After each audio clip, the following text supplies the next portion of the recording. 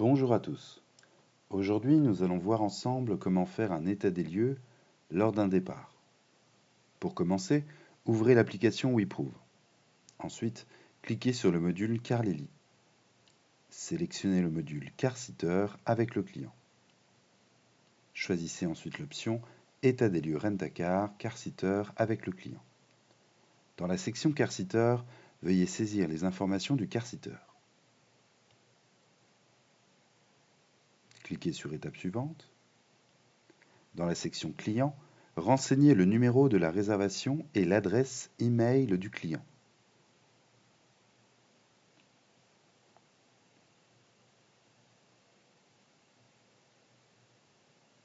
Ensuite, dans la section Véhicule, veuillez entrer les informations du véhicule, l'immatriculation, la marque, le modèle et le kilométrage.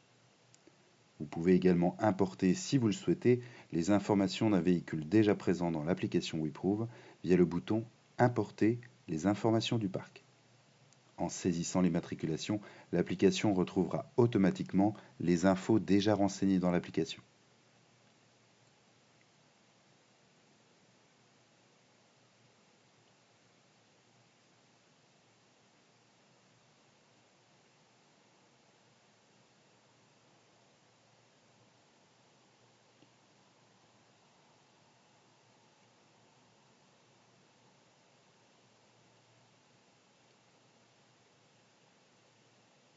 Veuillez prendre également en photo les photos obligatoires renseignées, le compteur ainsi que le tableau de bord. Assurez-vous de prendre une photo du compteur avec le moteur allumé car cela est essentiel pour justifier une éventuelle refacturation de kilomètres supplémentaires, de carburant ou d'un voyant. Une fois la photo prise, cliquez sur Valider, puis prendre la photo du pare-brise intérieur.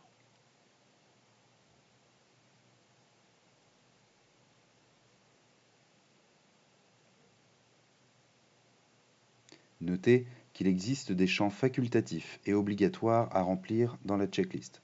Veuillez donc sélectionner les champs signalés par une étoile. Après avoir complété ces informations, vous devrez également prendre les photos obligatoires du véhicule dans la section Véhicule. Photo de la face avant, assurez-vous de capturer l'intégralité de la face avant du véhicule. Cela inclut non seulement la partie supérieure, mais également le bas de caisse. La photo des pneus, n'oubliez pas de photographier l'ensemble des pneus en veillant à inclure toute éventuelle entaille ou dommage visible. La photo des côtés, pour les photos latérales, veillez à prendre des images de l'intégralité du véhicule. Cela garantit que tous les angles sont couverts. Concernant la validation des photos, si aucune anomalie n'est à signaler, vous pouvez simplement cliquer sur Valider pour passer à la photo suivante. Concernant le signalement des dégâts, si des dommages sont présents, un message d'information apparaîtra pour vous demander s'il y a des dommages. Cliquez sur Oui pour continuer. Pour signaler un dégât, utilisez votre doigt pour dessiner un cercle rouge autour de la zone concernée. Vous pouvez également agrandir ce cercle en appuyant sur la photo et en l'élargissant. Vous pouvez également zoomer sur la photo afin d'appliquer un signalement plus précis. Concernant les types de dégâts, un petit pop-up vous proposera différents types de signalements, tels que rayures, enfoncements, pièces manquantes. Vous avez également la possibilité de sélectionner Autres pour ajouter un commentaire textuel. Vous avez également des photos complémentaires. Une fois que toutes les photos nécessaires sont enregistrées, vous pouvez passer aux photos libres. Cela vous permet d'ajouter des images complémentaires selon votre choix. Vous pouvez également appliquer des signalements sur ces photos optionnelles.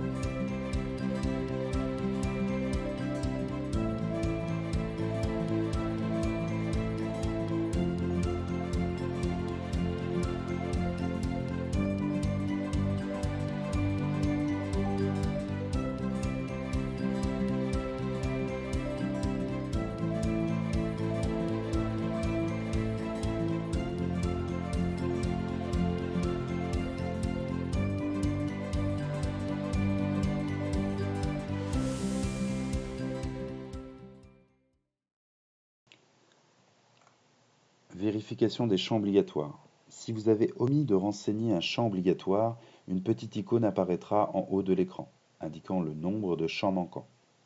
Dans notre exemple, le kilométrage est manquant.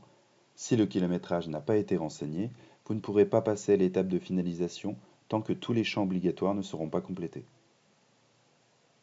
Pour terminer le processus, cliquez sur Signer terminé. Cela vous permettra de procéder à la signature du car-sitter ainsi qu'à celle du client.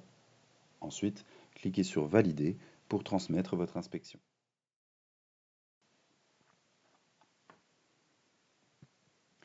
Lors de la restitution du véhicule, vous pouvez retrouver votre rapport dans l'application WeProve.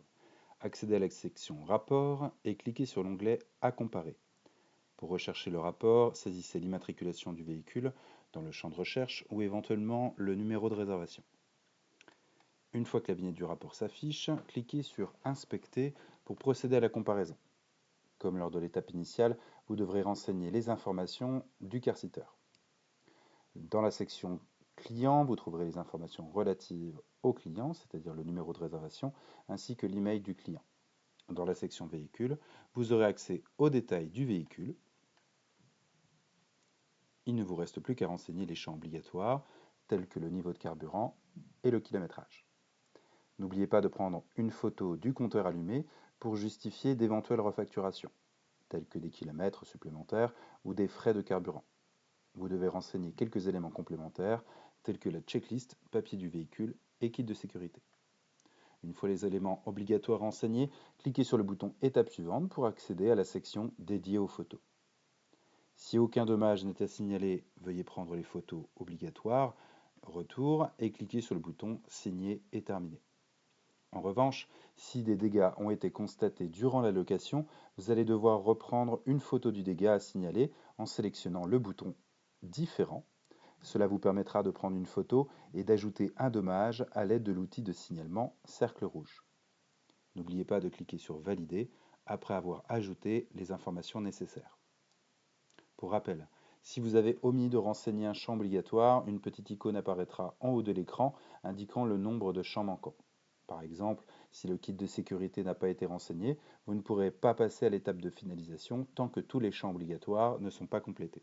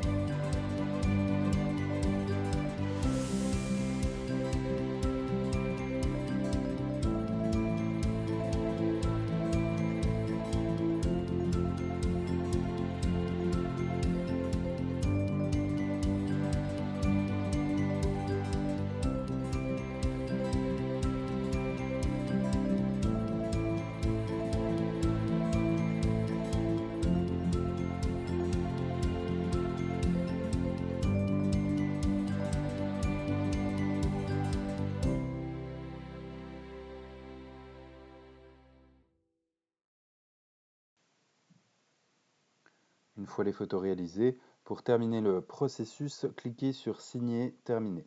Cela vous permettra de procéder à la signature du car-sitter ainsi qu'à celle du client.